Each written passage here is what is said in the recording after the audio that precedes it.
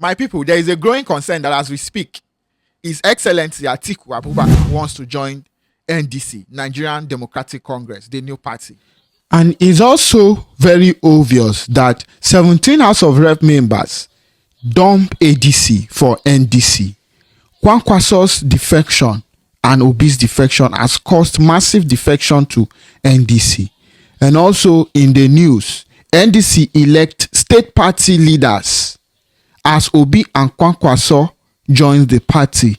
This sparks defection all over. And you can agree with me that Atiku and Obi in a new party is a conflict of interest, because there will be a tussle for who will bear the presidential ticket of the party. The truth of the matter is that all of us, Peter Obi, Kwankwaso, all of them migrated into the ADC such that they bring a unity of the opposition forces within the ADC to enable them without much problem and seat Tinubu.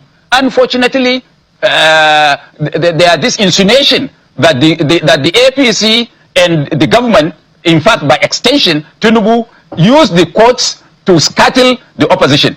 This is why I am making this call on Vice President Atiku Abubakar to follow us as we followed him into the ADC, such that there will be a unity of the opposition to unseat this government. And if he refuses, then whatever happens to the opposition, Vice President Atiku will be held responsible.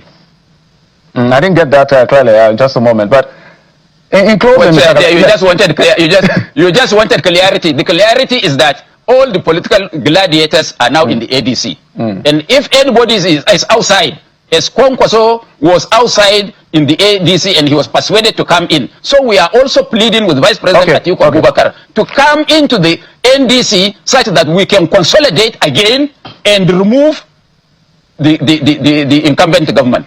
That's what I'm saying. If he refuses to that, hold on now. And if he refuses to do that, then the ball is in his court, because he has now scuttled the unity of the opposition to unseat this government, because he cannot continue beyond tomorrow to be in the ADC, or else he has agreed now to forfeit his right to contest in this election in 2027. Atiku is very ambitious. His ambition spans for at least 16 years now, and Obi is not ready to let go his ambition for Atiku. So if you have these two persons in the same party, there will be contest at the primary, a very strong contest. One from a place of value and mandate, and one from a place of dollar spreading. And you will agree with me that the NDC, which was created, and as rightly said by Senator Siraki Dixon, the national leader of the party, that he does not want internal conflict, he does not want dispute in the party. I don't think these people are ready to accept Atiku into this party.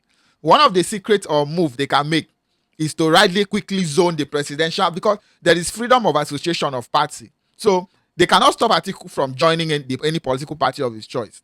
Do you understand? There is freedom of association. There is freedom of participation. So he has the right, Atiku has the right to join any party. So NDC can quickly move to zone the presidential ticket to the south, further eliminating every chance of negotiation or dialogue. Atiku is very much interested in joining the NDC, because ADC is already a defunct party, because you cannot tell me with all the litigation and stiff-neck syndrome, attacks, destabilization caused by the ruling party today, you cannot tell me that with all the destabilization, conflict, the lacuna, cankerworms planted in the ADC, disrupting the ADC's leadership, you cannot tell me that Atiku wants to remain there. Atiku is a very ambitious person. In fact, Atiku's presidential ambition spans longer and way back than Peter Obi. So you cannot tell me that Atiku wants to let go. He wants to probably find an easy way out of this. And David Mark-led ADC and Atiku are very frustrated as we speak, because there is no way out.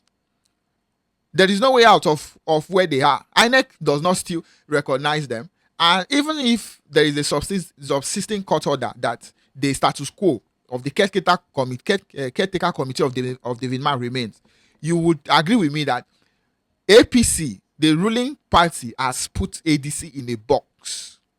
There is no way out of it. At the end of the day, you might have ADC filing candidates that are ineligible, or filing candidates that are ineligible to stand for election because of the status quo of the party. So Atiku may want to leave and come to the NDC.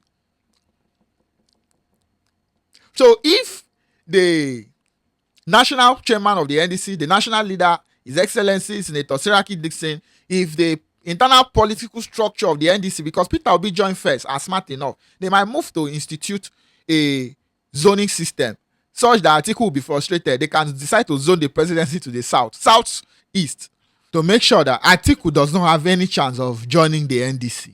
Yes, to make sure that there is no chance of Atiku joining the NDC, because the others, the zoning system is not favorable. So you can imagine.